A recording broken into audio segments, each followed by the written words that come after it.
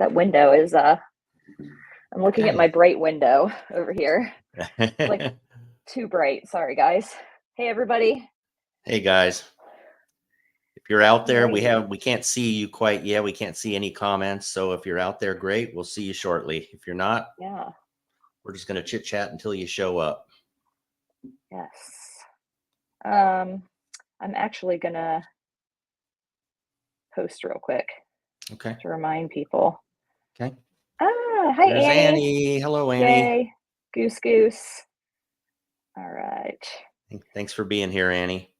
Annie, I think you're already subscribed. We are like 6 or 7 away from 1,000 subscribers, which is really, really cool. So if you will like this video for sure. And then, hey Beth, happy Monday. If you have not subscribed, please subscribe.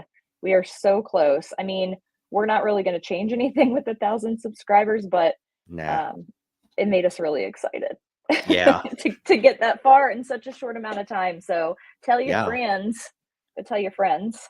Yeah, it was just, it was really crazy, you guys. It was just after the Sebastian thing that we did last Wednesday. It just went like in 2 days, it went from like 248 to like 700 something. And then it just kept going. So it was bonkers. It's been really good. Yeah. I'm just Thanks going for to post subscribing, this Beth. quick. Thank you.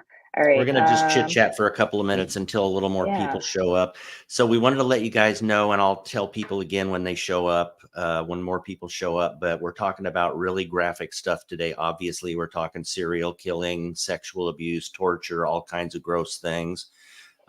So it might be triggering from some people, and definitely don't want kiddos in the area. So just a reminder on that. And we have the graphic content thing scrolling at the bottom there too. So but yeah, today also we wanted to let you know, I think Rachel might have fixed the issue, because we were having issues with StreamYard here recently, and we were freezing up really bad. So hopefully that will not be an issue today. Rachel went with a different server, and I don't know what I did. She's you're kind of the behind the scenes expert on that part. And that's the fact that I'm an expert on anything related to that is not saying anything at all. Okay. I read a quick help guide and it said, do this, and I did it. So I'm hoping that it actually helped. We're both kind of techie, but Rachel likes handling that stuff. So it works out good. I'm just going to let you go with that. All right. I'm just going to go with that. Just go with it. Oh my gosh, you're funny. Okay. Hi, everybody who joined us. Make sure to make sure to subscribe. We're only like 6 or 7 away from 1,000 and subscribers, which is really exciting for us. So we want to be able to be like, ding, ding, ding. We got 1,000. Absolutely. Scott's going to do a little dance as soon as you subscribe. Rachel's going to sing. Yeah, I'll sing for you. Yeah. Okay. So Scott, what are we doing today? So we're talking about Rex Heuermann. We're talking about Long Island serial killer. And if you guys, I'm going to kind of cover a little bit about the case for people that don't know that much about it. But recently there's been major developments in the case, which we will get to. And Rachel and I've talked. It's my opinion, and I think Rachel probably shares it with me. Maybe I'll let her speak for herself on that. But I think it's going to just a matter of time before the case breaks open even more than it already has. So like I said, we'll get to that piece here in a little bit. But essentially, if you're not familiar with the Long Island serial killer case, essentially what happened is back in, started around 1993, and they didn't know that until recently. Some girls started missing. A couple of girls started missing in the area of Long Island there along the Gilgo Beach area. There's a big road I think it's called Ocean Parkway, that runs along that beach. And that's where the majority of the bodies have been found. And so they continued to find missing girls up through the 90s. And then, the girls continued to disappear rather up through the 90s. They didn't start finding people until much later. So in 2010, a girl by the name of Shannon Gilbert she called in to 911, and she was a sex worker, and she called into 911 saying that someone was following her and trying to get her.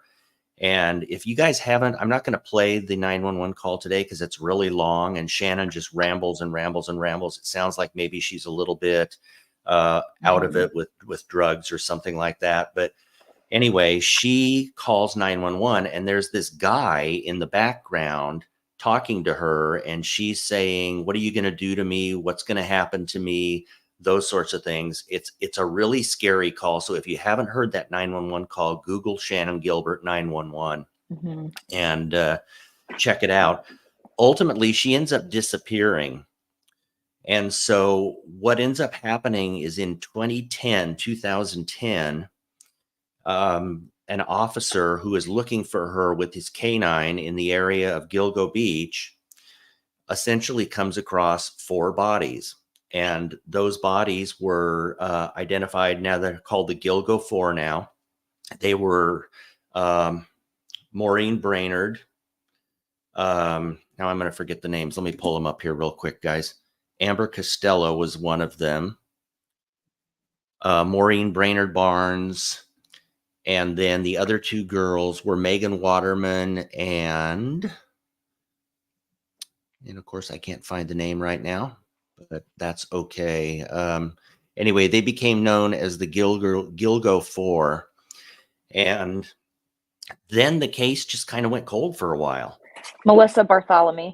Melissa Bartholomew, thank you. There we go. Thanks, Rachel. The case kind of went cold for a while, and for quite a few years, actually. Nothing really happened on it. For whatever reason, they just kind of quit working the case, essentially. And then when the new district attorney came in, he formed a task force, and they started looking for more bodies again. And then they started finding all of these bodies. And so far now, I think they have found, I believe it's 13 girls. Also an unidentified Asian male, and also a small child who turned out to be the 3-year-old toddler of a girl who's now been identified as Peaches because of her tattoo that she has on her. It looks like a peach, her hat on her. So they started looking at potential suspects. And ultimately, what ended up happening in a nutshell is they linked Rex Heuermann to the case by his Avalanche, his Chevy Avalanche, a green Chevy Avalanche that he drove, that was seen backed into an area by a witness where one of the girls was found. And so that's how they linked him. And then they started looking into more things, and they found that his cell phone pings coincided with where some of the girls were found, those sorts of things. And they started looking at DNA, and ultimately it's a very long story, but they ultimately ended up finding his DNA on some of the girls, finding his hairs, and they ended up finding his wife, Asa Ellerup's DNA. Now, this is where it gets kind of interesting, you guys, because according to what the investigators know right now, Asa Ellerup was out of town virtually every time on a trip that they believe Rex Heuermann killed one of the women. So right now, Rachel, you and I both know they're saying that she's not considered to be involved right now.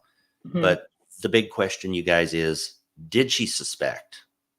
I mean, that's a big question, Rachel. Did she suspect? And so, and I think it's probably fair to say that nobody immediately suspects as one of their first conclusions, even if they see something kind of weird, that, oh gosh, my spouse must be a serial killer. I don't exactly. That's not going to be anyone's first thought, but it does give you pause, make you wonder, what, in hindsight, what's she reviewing in her head if she truly didn't actually know. However, they're also now, with the new evidence, talking about how some of this may have occurred in the basement. And correct. If it occurred in the basement, was she there? Was she not? How could she not know when she came home? It's a lot of questions. We may never know. A lot of questions that we may never know. One of the things that I find really interesting concerning Asa Ellerup, and I'm not suggesting that she's involved, I'm saying that her reaction at the time when she was informed of Rex Heuermann's arrest was very interesting to me. they got a knock on the door, and detectives came into the house and they sat her down and they basically told her that they believe that Rex Heuermann is the Long Island serial killer. Her husband is the Long Island serial killer. Her comment was, and I quote, "Well, it is what it is." And I found that to be just an odd comment, but people process things differently. So they're still saying that she's not considered to be a suspect at all at this point. Yeah. So, I don't really know what to say about that yet. yeah, It's something I mean, it's I could weird. say a lot of things, but I don't really know what I think about that yet. Hmm. I think I need to Hmm. know more, wait and see how things unfold. But yeah, Beth was saying, that his wife is saying she doesn't believe he could do those things, is standing by him. I know she Right. divorced him, was like Right. not supporting. Now she's back to supporting him, but now their house just got raided and all this new stuff is found. I don't know what she thinks now. It's Yeah. really, yeah, I don't know. Yeah. I mean, yeah, she did divorce him, and then she's visiting him in jail regularly, and she's telling Right. people that there's no way that he could have done these things, and just like Beth said. So I don't know. I mean, there's more to come. Yeah. Definitely more to See, come, you guys. Yeah, for sure. that's a pair of shoes I'm not sure I can put myself in right now. I don't I know. I know. have to really think about that. Yeah. Yeah. Yeah. Yeah, definitely. And and again, I do want to say people do react differently when they find out stuff like that. So maybe that was Mhm. just an honest reaction and she didn't know what else to say. Yeah. So apparently they had been looking at Heuermann for quite a while. And the way the arrest went down is they waited until he went to work that day. And because he is an architect, if you don't know that, and has been an architect since 1996. He went to work that day, and when he was leaving work to head home for the day, they were down the street on the sidewalk waiting for him on the route that he always took, and they just surrounded him and took him into custody. And his words were, I guess he became tearful, and his words were, "Guys, I didn't do this." So yeah, but there's been a lot of evidence that has Which linked is him to also kind of this. an interesting way to say that. It is. I mean, linguistics is always very interesting to me, but like, I didn't do this. Do what? Hmm. I mean, I'm sure they announced what he's being arrested for, right? The murders of Sure. I'm blah sure. blah blah blah blah. But I'm sure. I don't know what I Yeah. think about that. I know. Originally, they only linked him to three of the girls, and then they recently linked him to, I believe it was Maureen. Yeah, it was Maureen Brainerd Barnes was the fourth girl that they linked him Hmm. to. Now that has changed. They did an initial search warrant back when the four girls were found, and they found a lot of evidence that they have been combing through that tied him to those girls. Since then, they have done another search warrant and they have uncovered a lot of other stuff. And they're not really saying how they got that information to do a second search warrant. They're not saying, how the stuff was missed the first time around. Some people have speculated, well, he's an architect. Maybe he knew how to, build a secret room. I mean, there's all kinds of speculation out there. But again, it is just speculation.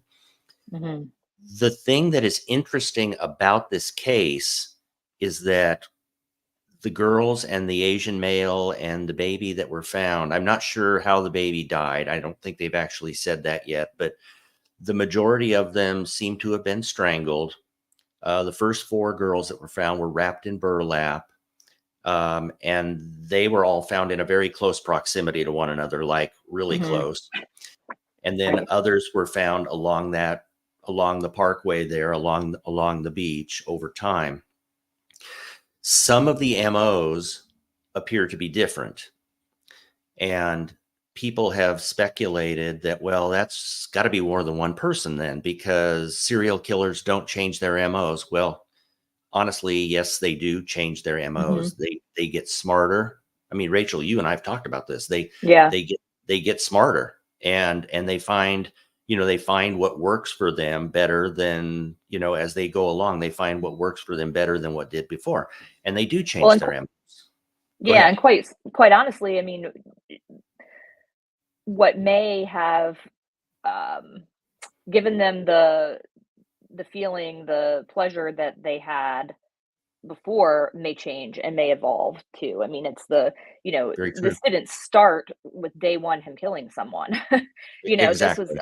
This was a progression, and so just like that progression, that doesn't necessarily stop. And so we've seen with other serial killers where they have a certain type of person that they go for, but Mhm. then that starts to evolve to the other gender or children, or and that can even, because these people need that stimulate, they need excitement, they're looking for that rush. Right. um so they're always going to be looking for the next thing that gives them what they're looking Right. for. So MOs can Exactly. absolutely change. Yeah. Absolutely. Really good point. Another myth that is out there with serial killers that I've heard recently brought back up again with this case is that they're secretly hoping to get caught. Well, that is absolutely not the case. They love to kill. That is what they do. That is what they live Mhm. for. And so that's another myth that you hear quite a bit, but yeah, definitely not true. So Annie's saying, I think they found some info on the hard drive, which prompted them to want to see the basement again. Okay, that makes sense. Mhm. Definitely. Yeah. Thanks for that. Thanks for that, Annie. I don't know exactly what all the information was that they got, but they did go back there again and they pulled out a ton of stuff over about a period of 3 or 4 days. Yeah, So they found evidence of the adhesive, when they went in yes. the basement, to look, Mhm. and then they used infrared light on the walls and found a spot that looked different. Got in Yes. there, and that's where they found this book, I believe. Yes, by John Douglas. Yeah, I actually had a copy of that book and I loaned it to one of my sons. It's called The Cases That Haunt Us, and it's unsolved cases. It's the Lindbergh kidnapping, it's John Benet Mhm. Ramsey, it's things like that. But And John Douglas was a, FBI profiler. He's one of the pioneers in behavioral, profiling. And if you've absolutely. seen the show Mindhunter, it's based upon his experience and getting started in Yes. the FBI. And of course, I can only imagine how he's feeling right now, that because Rex Hmm. Heuermann claimed to be not trying to understand himself by reading that book, but Right. trying to figure out how to do what he does better, to not get caught. So, Exactly. And that's a common yeah. thing that serial killers do. They'll Mhm, read books like that to learn. mhm. So, yeah, very, very interesting. So, I want to talk in a minute about what was found in the electronics that were found in the basement, because you guys, it is absolutely staggering what was found down there in terms of electronics. But before I do that, I wanted to bring this piece up. I want to take you back to when Rex was actually arrested on June 13 of 2013. And I want to take you 10 days earlier than that to July 3rd of 2023. I'm sorry, not 2013, 2023. So this is a very interesting story. On July 3rd, a young lady, 25-year-old girl named Allie,Ally, I don't know her last name, had taken a bike ride in a park there in New York, not too far from where Rex Heuermann lived. And as she's riding through the park, she hears someone behind her she's on her bike. She hears someone behind her yell, "Hey, do you know what time it is?" And she says this big guy, she described him as like a big ogre looking guy, about 6'5", which Rex is 6'5". Fair. Uh, Mhm. yeah, approaches her and says, "Hey, do you know what time it is? Do you come here very often? What's your name?" And he just starts chatting her up. And she says, he's number one, filthy, dirty, unkept Mm. unkept like crazy. He's sweating, and he just pops out of the brush and basically confronts her. Wait, which is so odd, because this is Yeah, not a man who is low functioning. This is not a right. man who doesn't know how to take care of himself. It makes me wonder if he had just finished I know. killing someone. I mean, that I know. presentation to me sounds exasperated, and like, unless he was just setting everything up, but I don't know. That's an odd It's description. very odd, Yeah, and you know my thoughts on it, Rachel. I mean, I believe honestly that Rex Heuermann was actively seeking victims right up to the time of his oh, arrest, and definitely. They don't just this ca- stop. this case with Allie is another reason why I believe that. So continuing with the story, she says basically Heuermann approaches her twice. So she kind of gets away from him and goes on her way. And she says, everywhere I go, this dude is popping out of the woods. And so he comes out of the woods again and starts chatting her up. And she says she hears him breathing behind her, which is really weird. And so she turns around and there he is. And he says something to her. I don't know exactly what he said, but it creeped her out to the point that she realized that she needed to get away and have her sister pick her up in the car to drive her home or drive her to her sister's place, one or the other. Smart girl. Mm-hmm. Yeah. So she gets on the phone with her sister and calls her up and, hi, Lori, thanks for coming in. Anyway, she calls her sister. And when she does that, Rex Heuermann sees her boyfriend's picture on her phone as a screenshot or screensaver or whatever. And he's like, oh, is that your boyfriend? What's his name? What does he do? And so on and so forth. And so long story short is her sister arrives to pick her up. Okay. She drives her, I believe, to her sister's place first before she goes home because she was so freaked out, Allie was, that she didn't want to go home by herself right away. So she goes to her sister's. 10 days later, July 13, 2023, Rex Heuermann is arrested. Her mom hears about it. Allie's mom hears about it, shows Allie the picture. And Allie's like, oh my gosh, this is the guy. Mm-hmm. This is the guy that approached me in the woods. And she said it freaked her out so bad. She had already made a police report a few days earlier, but she went back and told the police again, Yeah. this is the guy that approached me in the woods. So that's the story. It's kind of a chilling story. And I mean, I make that case because I do believe that she got lucky that day. When you're walking, don't wear both of your headphones. This is why when I go on walks, I wear one headphone so I can always be hearing what's going on around me. Call me paranoid, but I'm telling you, Yeah, yeah, absolutely. I mean, wow, I can't imagine how she feels right now. I 100%. So, Rachel, should we talk about the electronic stuff? Yeah, go for it. Okay, let's do that. So I don't know if you guys know who Mac McCollum is, Cheryl McCollum. She's a crime scene investigator, very, very popular crime scene investigator. She's on Twitter X. She's friends with Nancy Grace. She's friends with Lauren Conlon, who's been on our show. Mac knows her stuff. She made the comment the other day, it sounds like they found hundreds and hundreds of electronic items, and I'm going to go through some of them here shortly. But she made the comment that you don't need that many electronic items for only 13 victims and to look at some porn. She says there are no. more victims out there, probably in other states. Right, Rach? Here's the thought too, is that if my husband buys a new a new phone, a new laptop, I know about it. It's coming out of the bank account or on the credit card and it's in our house. Mm-hmm. And I know it's in our basement generally. If he all of a sudden, over a few years started stockpiling as many laptops as this guy had, I suppose he could say it's for work because he's an architect, but I don't know. I don't know. That's pretty excessive.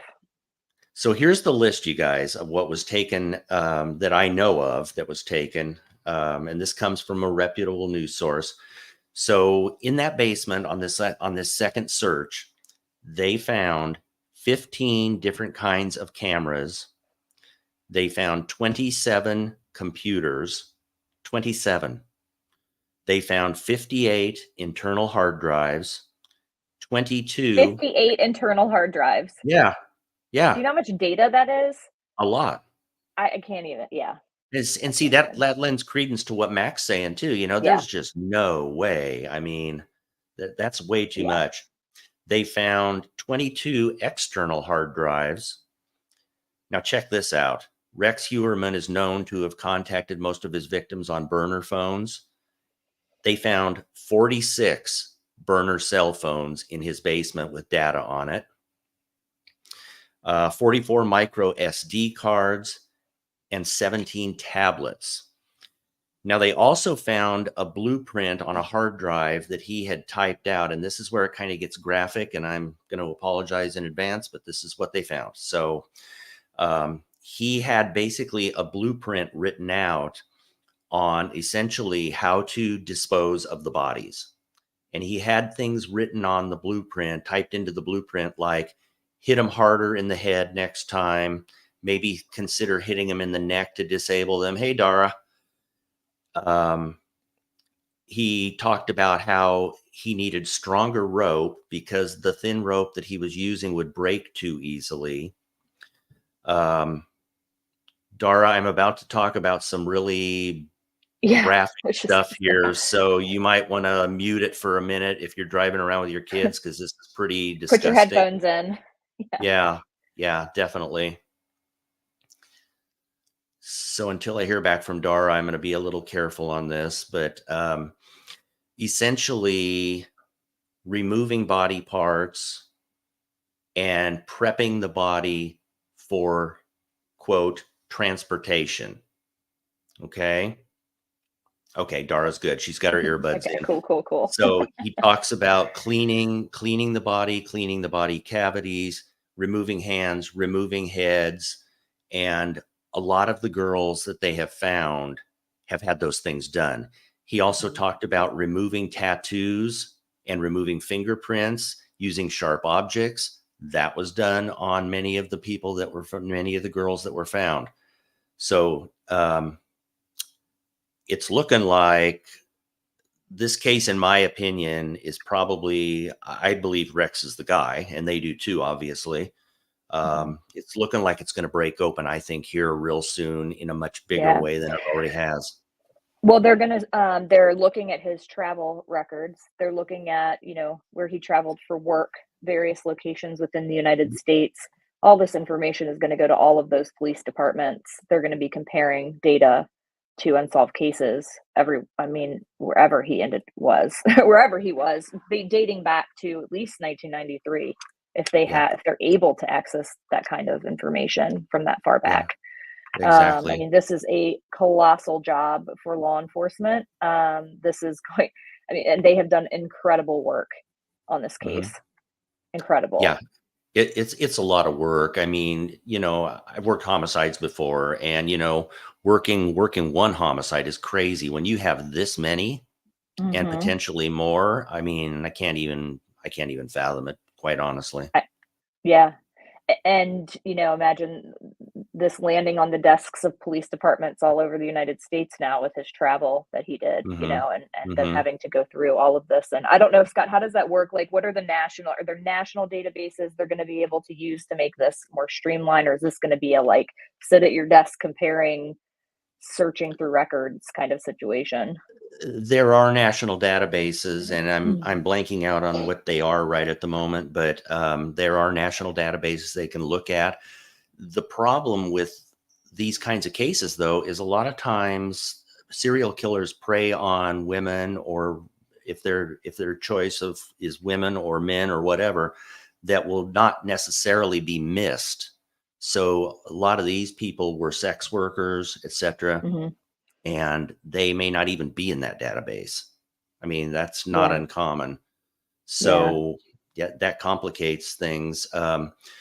So let's answer a few questions, Rachel, before or comments here before we go much further. So Annie, I'll let you go. I'm sorry. No, you go, Rachel. We don't have mods, so we kind of rely on each other. So Beth is asking, how does he explain his wife's hair being on the body? Well, I don't think he's saying anything yet, but I think this is, if I'm going to think like the defense here, I would think anything that he's with his wife all the time. Her hair could be on his stuff. She lives there. He probably walks around with my hair on him all the time and not realizing it. But I don't know. Yeah, they do believe that they're starting to seriously believe now that a lot of the stuff happened there at the house. Because this is another thing that was in his blueprint. He had stuff written in there on how to minimize the noise so that neighbors didn't hear things. So that's why they're starting to believe that a lot of it was done there at the house, which, would explain Asa Ellerup's hair, Yeah. She lives Yeah. there. So, Hunt Lover 3, it's like he did a thesis research for offing folks. Yeah. And so with serial killers, there are organized serial killers and disorganized serial killers. And the organized refers to people like Rex, who Mhm. he was very meticulous, he's very educated, he had plans, he knew, he wrote this stuff down. You're right. I mean, he literally researched book at least one book we Mhm. know of to try Mhm. and perfect what he was doing with to not get caught. Yeah. So yeah, I mean, I'm sure it's even more elaborate than we're aware of. Yeah, it's, and like Rachel was just saying, the sophisticated serial killers they're very organized. The organized serial killers, they're very organized. They have plans. They're much harder to catch, where as opposed Mhm. to a serial killer like, for instance, Henry Lee Lucas, who murdered number of people in Texas. He had just no, he was not organized at all. Yeah, So it's yeah. much harder with a guy like Heuermann. A lot of times they can evade capture for a long time. And so thank you. Part of that is from your advice and help. So thank you. Our last video did get a lot of views. We appreciate it. We appreciate Thanks, your support. Enzo. Thank you. Um, Yeah. So, and did he prep the bodies at home? Yeah, Dara, I think that's what they were alluding to, is Hmm. that some of this stuff ended up happening at home, which also, so then that begs me to think, like, how do you not know? Like, smell Hmm. I don't know. It's like Hmm. things are rearranged all the time. I mean, I don't know how he would go about how someone, if you think about like in your own basement, like, even if you don't go down there that much, I don't know. I Right. feel like, Well, and some people have even alluded to or have suggested, I guess is a better word, that maybe Asa knew what he was doing, and that's why she went out of town, because she knew his cycles, and knew she wasn't going to be at the house, didn't want to be at the house. I don't know. I don't know. That's a theory that's I don't out know there, but either. you I guys, don't if know you look either. at, like, for example, BTK, Carrie, gosh, help me, Rachel. Rawson, Thank you. Carrie Rawson. Rawson has said that she and her mom had no idea for the longest Yeah, time that yeah. her dad was BTK. They literally got a knock on the door Sunday morning. The sheriff's office sat them down and said, "Your dad and your husband are BTK." So, I mean, it can happen, but Yeah. still, I don't know. So, yeah, I don't know. I mean, let's talk about that too. So, in terms of Hmm. his functioning, he was an architect. He obviously he held, I believe, the same job for quite a while. You know, I don't believe anyone suspected that his No. behavior was off. I mean, he was well groomed. He dressed Hmm. normal. He lived in a normal home. Perhaps kind of an introvert, but I would imagine in the architect world and the world of engineering, you do tend to get a lot of introverts. I don't think he necessarily would stand out in that way. He had children. He Hmm. maintained a marriage. Yeah. So yeah, I mean, the overall functioning. This is not a person that was severely mentally ill, that was not functioning well, outside of Not at all. in the real world. Yeah, he was really blending in, wasn't he? Yeah, I mean, He was. Yeah. and Some of the that's just neighbors. not that's not the first thing you suspect of somebody, even who you think is a little weird. It's not our mind Exactly. doesn't immediate. Well, sometimes my mind goes there, but our mind usually doesn't immediately go to, oh my gosh, that's a serial killer. It's Yeah. not No, he what you he think. definitely was blending in well. A lot of the neighbors said he's very, very quiet, kept to Mm, himself. So right, right. let's see. Let's look at some others here. I was listening to something the other day, and I wish I could remember who it was. I believe it was two attorneys, and they were talking about, what in the world, how in the world is this guy going to be defended? And I'm not an attorney. I'm a psychologist, so I just want to make Mhm. that clear. I'm not speaking about any kind of defense strategy per se that I think would necessarily. I don't know. It would be considered, but they mentioned, what are they going to do? The insanity defense. And I mean, immediately, no, there's no way. First, that's a very high standard, first of all. And, very rare that someone is successful with that defense. And for him in particular, there's a lot of different. So New York has um, uh, their statute. Each state can be a little bit different, and their statute is that the person lacked substantial capacity to know or appreciate because of mental disease and defect, either the nature and consequences of the criminal act, or that such conduct was wrong in the first place. And so you're talking about that's talking about somebody who is so severely detached, either detached from reality due to psychosis, someone who is in a dissociative state, someone with traumatic brain injury, dissociative fugue. I mean, we're talking very severe impairment here at the time of the crime.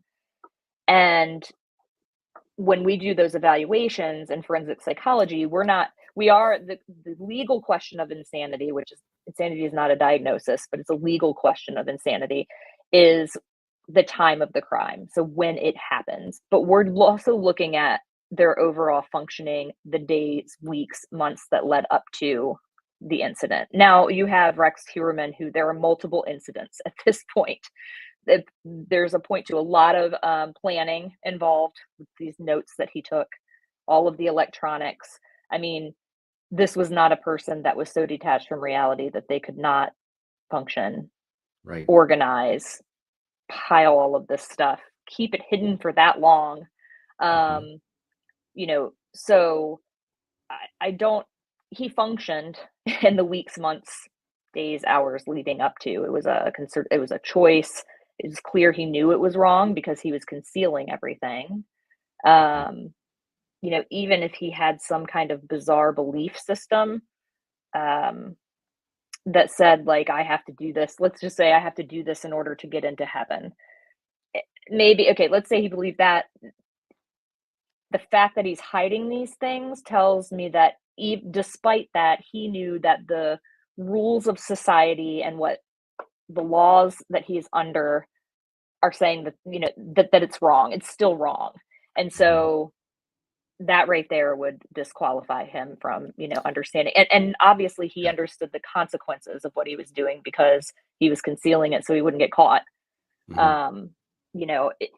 We find in my experience, when you're working with individuals who have psychotic disorders, for example, and have delusions where they believe, I have to do this crime in order to fulfill some spiritual belief, they don't really care if they're caught or not, because I mean, I know you think it's wrong, but I don't care because my spiritual belief supersedes the law, and ultimately I don't care what happens to me because I'm doing right by what my belief is. And so that's more of the kind of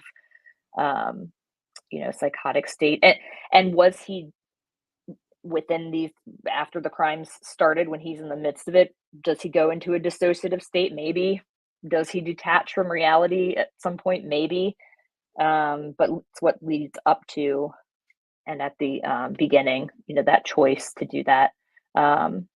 So legal insanity is not interchangeable with psychological diagnosis, Hunlover. That's a really good question. That's a great question. So insanity is a legal definition. It's not in the diagnostic manual. Insanity is defined differently in different states. So like in New York, insanity means that you have some kind of mental illness that is causing you to not appreciate the nature, the consequences, that your conduct was wrong. So it's actually not but the psychological diagnosis can be used to explain whether or not that person was insane at the time of the crime. I hope that makes sense. So, the other point to make too is that organized serial killers in particular have personality disorders. Personality disorders are not necessarily what we're looking at in order to explain a state of insanity or not. We're looking more at psychotic disorders. We call them axis 1 disorders. So they're more clinical things. Psychosis, hallucinations, delusions, flashbacks from PTSD, where you feel that you're you're kind of dissociative. You feel like you're in a different situation than you actually are, and you're acting upon it. Those kinds of things. We also look at, like traumatic brain injury, if they were under the influence of a medication that made them react differently, like a delirium, something drug induced, which would not necessarily qualify for um, Mhm. the insanity defense. Right. If you choose to take the drug, it's kind of doesn't really, um, you know, yeah, that doesn't really Yeah. qualify. Yeah. Too bad if the drug made you do that, but like, although there was a recent case, and I can't think of the name of the girl, but she killed her.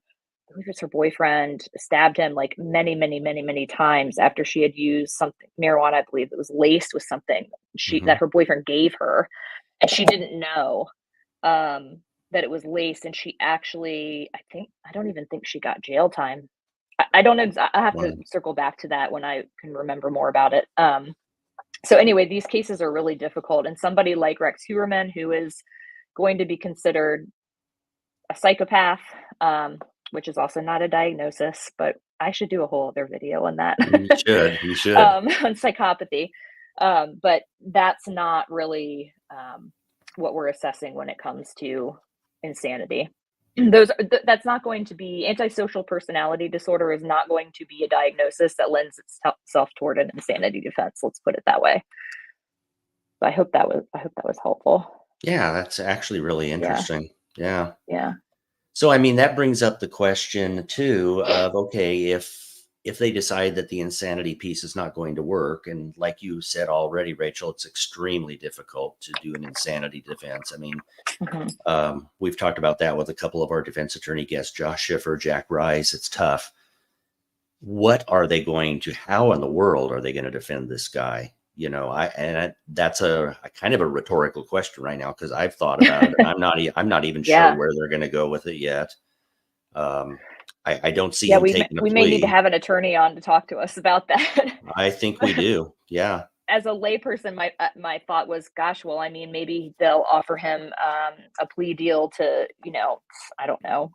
He's never going to be up for parole. They're not going to allow that. So I don't know what the plea deal would be for, but give us more info, and I don't know. Mhm. Maybe you can get into a better facility. I don't know how they work that, but Yeah. um, yeah. And I actually didn't even look to see if I don't think New York is a death penalty state. I'm not Um, sure actually. I'm going to look this up real quick. Okay. Yeah. So what other questions do you guys have here? Trying to go through some things here No, that I don't want to miss anyone. Go ahead, Rachel. it was outlawed. And they're like most states goes back and forth depending on who's in power at the time. But Hmm. um, no, no, no, no, no, no, no, no. So it says they outlawed capital punishment in 2004. Okay. One That of the means there was things that mass I execution. Yeah, go ahead, go ahead. Okay.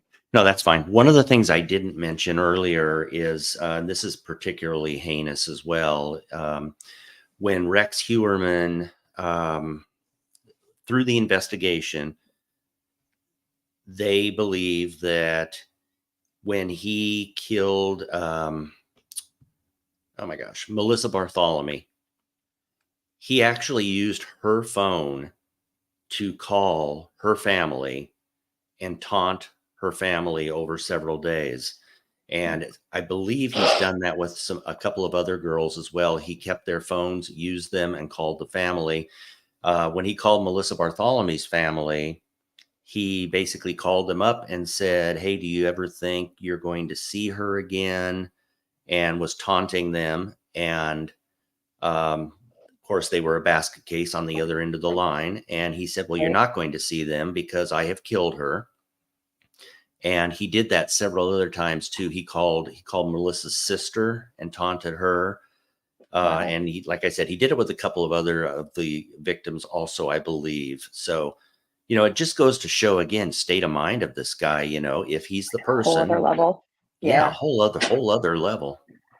Yeah. Yeah, Yeah. I yeah, don't know how, I know that this is all alleged and he's a defendant and he, is innocent hmm until proven guilty. But I do believe, seems to me this evidence they found was somewhat of an admission, you know. hmm Um, I don't yeah, know. Yeah. And absolutely. so he did. He enjoyed terrorizing people. That's obviously part of the rush that he gets is that, the Yeah. torture and then torturing their family members and Right. Lot the lot of power and torture. control. Yep. A lot of torture, a lot of torture porn was found. And, that corresponds with what happened to the victims because many of them were tortured horribly before they were killed. Yeah. So, Yeah. yeah, My I heart goes mean, out to these families. Imagine getting this call recently, yeah, um, that you thought your loved one was never going to be found. You didn't know what was happening to them. My heart goes out to them. yeah, I Yeah. agree. I can't imagine. I mean, it's been so many years too. I mean, look at what these Right. families have endured through the years. It's not like it's just been, months or even a year. It's been going on since 2010 when they started finding the girls. So, Right. yeah. What do we know, you guys, about and Scott, if you know about the male that they believe is connected to him? Was he a sex worker? Was he like, how did he find him? Do we know any of that? They are speculating that yes, he was a sex worker. That's what Okay. I've read, but that's really all I know on Yeah. that Okay. piece. Yeah, yeah, I'm not sure on that. And with the toddler, it's believed that when he contacted Peaches that night, she had the toddler with her, and so the toddler became a victim as well. So Yeah. Which I yeah, find just really, even for, we're talking about serial killers, I find that even to be so unusual that he would target a victim who had a child with them. hmm I I mean, look, I'm not a serial killer, so I don't really know how they think, but, like, did he know the toddler was with her? Did he know she was bringing the toddler? Did he find her with the child? Was that like a, "Oh, crap, now what?" kind of situation? That hmm just seems so odd to me. hmm He was not diagnosed as a psychopath, Enzo. That's actually not a diagnosis. That refers to a cluster of characteristics that includes a diagnosis of antisocial personality disorder. But we don't know anything. I mean, I can speculate about his mental health and psychopathy at this point. Um, we don't know. I would highly doubt that any psychological evaluations will take place for him that will actually be used, perhaps in mitigation. That's a possibility because you don't maybe. become a psychopath for nothing. So I imagine mitigation will attempt to find the things that created the person that he is, and use that Yeah. to say, look, he didn't have a shot. Yeah, Um, I'd really like to know his background, growing up. And, I want to be very clear that just because you are, maltreated as a child does not necessarily mean that, no, you're going to become a serial killer. But I would like to know about his history and, yeah, growing up. He lived in the same house on the day of his arrest. He lived in the same house that he grew up in as a child. yeah. So he's been there Well, for years. that I'm sure it's a fascinating upbringing, but I've read a hmm couple things about, it's that classic tale of he was bullied and that kind of thing. But yeah, Enzo, that's a good point. Acting normal with his family, people like this are able to um, adapt depending on who they're around. They essentially can mimic other people. So it's when he's with his wife and kids, he was likely able to play the role hmm of father and husband. I mean, I don't know how great of one he was, but he was, enough to not be crazy.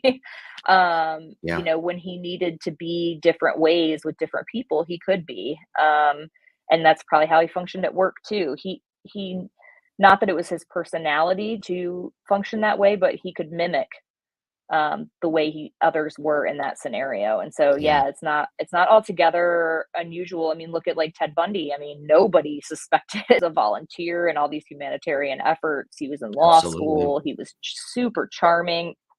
Rex doesn't seem like a charmer to me, but like he was able to function well enough in whatever scenario he was in. Yeah. Yeah, I mean, to this day, his daughter Victoria, just recently, they did a story that Victoria and the other child are absolutely not believing this, that he could do this kind of thing. So, And yeah. psychologically speaking, I think that's a lot to absorb.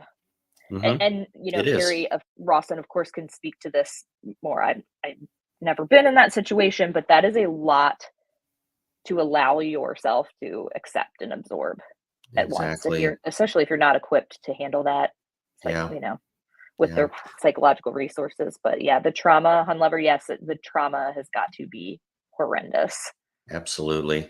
So Mhm. Annie's asking a question here. Oh yeah. Was the toddler found away from Peaches?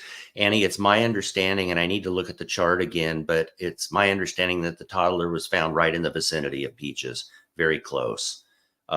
What's also interesting about this case is that some of the body parts of some of the girls were found in different locations. Like Hmm. there was a couple of body parts that were found in an area called Fire Island, and then there was the rest of the body was found like in Gilgo Beach. So he took time to transport body parts around, probably to confuse the investigation a little bit. Yeah. So yeah. Any other questions that you guys have?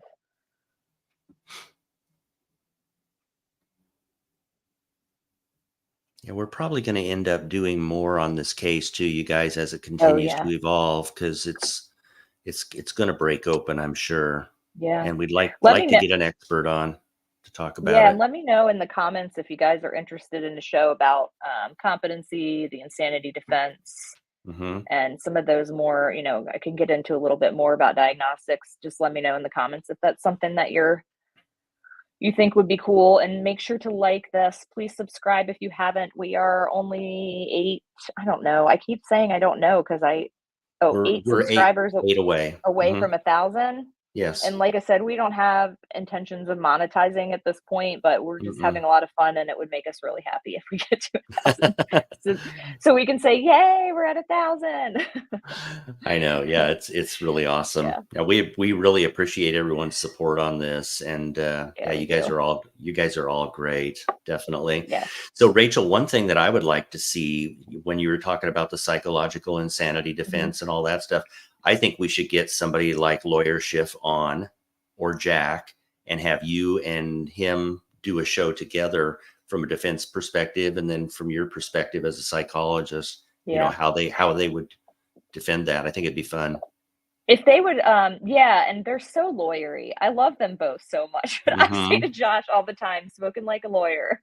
Like, Yep. but I think they'd talk to us about that because, you know, hey, as a psychologist who has done competency evaluation and is in the forensic world and does, you know, insanity defenses, involved in those cases, you know, it's I think people probably have a lot of questions about how that all works because you always get, you know, experts on the stand and people say, oh, well, of course they work for the defense and of course they work for the prosecution or what, you know. Hmm. And I think that could be a discussion that's worth having to talk about sort of how that's navigated and is it legit to be saying, oh, they work for the defense or oh, they work, you know. I Yeah. could maybe speak to that a little bit without getting myself in too much trouble.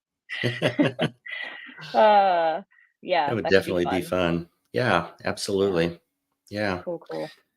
So All let's right. see. Um, Lots of other stuff going on out there, guys, besides this case. Um, I'm scared to even mention Karen Reed right now, so I oh probably my just shouldn't goodness. even. We have to like have our prep sessions before we come on and talk about Karen Reed so we don't get canceled. Wow. I'm just Yeah. gonna have some humor about it, guys, because come on, it's crazy out there. Just be That's nice. In the I words of Sarah know. Boone, just be nice to me, okay? Yeah. Please. Yeah, there's lots going on. Of course, we have the Alec Baldwin trial coming up in July. Yep, we do. And that's going to be quite interesting because, Hannah Reed was convicted, and a lot of people She's are, not happy. that's another case that is very hotly divided. So, Yeah. with Alec, a lot of people don't like Alec Baldwin. A lot of people consider him to be a bully. A lot of people think he's going Mm, to go down for manslaughter or something, reckless homicide. I don't know. We'll just have to see how it shakes out. But that's yeah. coming up. We're going to do a show here not too long from now. I've talked to Rachel about it on Little Missing 3-Year-Old called, his name's Elijah View, missing from Hmm. the East Coast. I want to say Virginia, but I'm not sure on that. And that's a case that's kind of just settled down and isn't getting a whole lot of, exposure. So we may And be Sarah doing Boone, something like that. Lori, yes, Lori, I want to do, yes, we're going to do an episode on We Sarah are. Boone. I don't know. I don't know what to say about, like, I don't mean to laugh. It's awful. It's horrible. But that lady is like, Lori, you know that Yeah, lady. You know her. Like, you know her in other people. I don't know, maybe we all have, but I know Lori has for sure. Like, absolutely. oh my gosh. And, Yes, and, and Annie, I you've do got think to, it is Midwest. it is. You're right, Annie. Thank you. Yeah. You guys, you got to work Yeah. at it to go through 8 attorneys, though. I mean, you really do. Oh my, And I she's already saying she doesn't like her 8th attorney. And just be nice to me, please. Just be nice to me. Tell my attorney to be nice to me. I, Yeah. I don't. All I can Are you do, speechless, all I can Rachel? do is laugh. All I can do is laugh. Just the whole story, the hide and seek. I just, I don't know. I don't know. I Yeah. know I was teasing Scott about being someone who sends her fan mail because she was talking about how her fans, like, she's so well known that if she got out on bail, there's no way, or on bond, there's no way that she could escape because she's so recognizable. And like, I really don't think many people follow you like that. Like, I also, here's a really random, this is like the time of the show when Rachel derails. But I'm gonna just say this because I meant to ask you this earlier. I feel like the last 4 minutes, I always kind of am like, here the Here we 5,000 thoughts I've go. had this Yep. week. Okay. Sarah Boone mentioned that she got a letter from somebody from South Korea, basically, who agreed with her that her constitutional rights were being violated. I mean, so she's got worldwide fans. But here's my question: do prisoners get scammed? Do they Like, get scammed? yeah, like my first thought was, okay, someone from another country writing to you trying to get you to like correspond with them. They're trying to scam you somehow. Like, there's I see where scam you're involved going. here. Like, they're You going to be like, know, okay, so send me this money and I'll do the research for you, or like, I don't know. I mean, I guess I've never really thought about that, to be honest, Rachel, but I could certainly see it. Yeah. I know, right? I've never thought about it, but Who in South Korea is writing to Sarah Boone? yeah, exactly. How does that happen? I mean, I What's an expensive suppose letter? the scam game could extend to the prisons, I guess. I don't know. But if it's I don't not a know. I need scam, to let's sleep just on think about that. that. I need to sleep I on it. Look, whoever in South Korea is writing to Sarah Boone, there are a lot of other way cooler people to write to over here, I promise. I don't know Yeah. how you got a hold of her name, but Yeah. oh, maybe Lori, maybe they're trying to come to the States. Maybe they can get married to her. What, her? Okay, I'm just saying, like, her husband died in a suitcase because of her. Hmm. Hmm. The other case that's There's a going on lot of right other now. options. Yeah, definitely. I don't know if you guys Mm, have followed the case that's currently being aired on Court TV, mm, of the police officer, Miles Turner, I believe is his name. He's 23 years old, or was 23 years old at the time that he committed the crimes. But he was a police officer. I forget which state right now. But basically, it turns out, I don't know who did his background or what kind of background they did, but this guy had all kinds of stalking issues and burglary issues prior to being given a gun and a badge. So, long story short, he lives in the same apartment complex of the victim's friend. The victim is 17, was 16 at the time. She goes to her friend's house, the apartment complex where her friend lives, and Miles lives there, and ends up being followed by Miles when she leaves. He abducts her, attempts to rape her, kills her, and now his defense is, nope, I don't know her. I've never seen her before. Big problem, Miles, because a gun, a registered Glock handgun that was loaded, was registered in your name, was found with her body. He forgot to take the gun with him.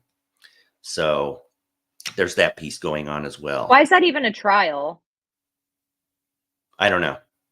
Probably because he wouldn't take a plea, or they didn't offer one. I guess. Yeah. So. Wow. And Wade Wilson, Lori is the guy with the face tattoos. That's a death penalty That's case Wade. too. Yeah. Yeah. Wade Wilson, not Deadpool. This is Wade Wilson. And yes, Lori, human. there are too. Sorry, Rachel. Yes, No, you're Lori, fine. there are too many to keep up with. I agree. Yeah. My wife is Yeah. asking me all the time. She's like, "How do you do this stuff? I mean, don't you get sick of doing it?" And some people just have a passion for true crime. So Yeah. yeah. Yep. Well, Well, guys, thank do you you have any? guys. Yeah, thank you. If there's nothing else that we want to discuss, we're gonna let you guys get back to Yeah. whatever you're doing. Please Don't like, forget. subscribe, leave Yep, us comments. We love to hear your afterthoughts. we You do. can link up with us on Twitter X. You can email us your thoughts. We love feedback. We love to know what cases you're interested in. So let us know, and we'll Yep. be seeing you guys soon. Thank you guys so much for everything. Have a great All right, evening. thanks. Bye, Bye. guys.